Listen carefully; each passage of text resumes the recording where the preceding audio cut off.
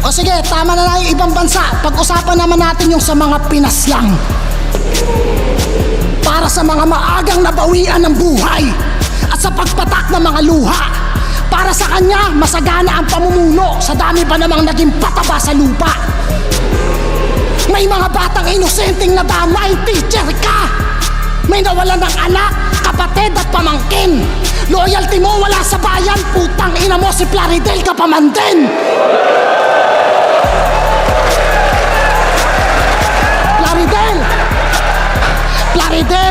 Plaridel, mahiya ka kila Luna. Hanggang ngayon, ikay birheng naniniwala sa pag-ibig ng isang puta.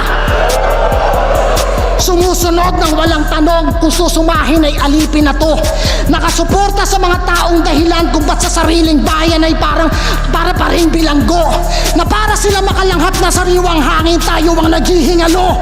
Nakayukuna ako sa sobrang papa ng tingin ko sa'yo.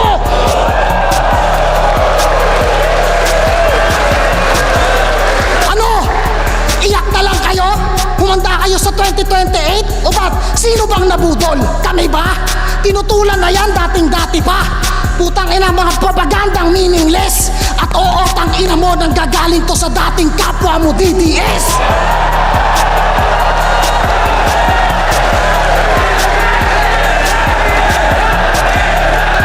Ano? Budol? Tangin na tinutulan na yan dating-dati pa. Anong unity? Pweh! Pilipino, laban sa mga mapang-abuso, yun ang tunay na pagkakaisa. E paano kung yung mga pinagdaanan ng iba, yun naman ang maranasan mo?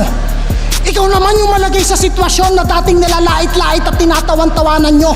Paano kung ikaw naman yung walang kalaban-laban? Paano pag nagkaganto? Tipong wala na sa guhit ng palad, wala na sa kalyo, kundi nasa dulo ng daliri yung kapalaran mo. Sabay, bang-bang sa magkabilang tuhod habang sa sahig nakatukod ang mga kamao. Parang idolo mo, sisiguraduhin kong hindi ka na makakatakbo. Wala akong pake kahit marami saksi o sa harapan pa ng lente. Ikaw naman na magmakaawa. Tama na po, tama na po. Tangina mo, may basbas to ng presidente. Bang!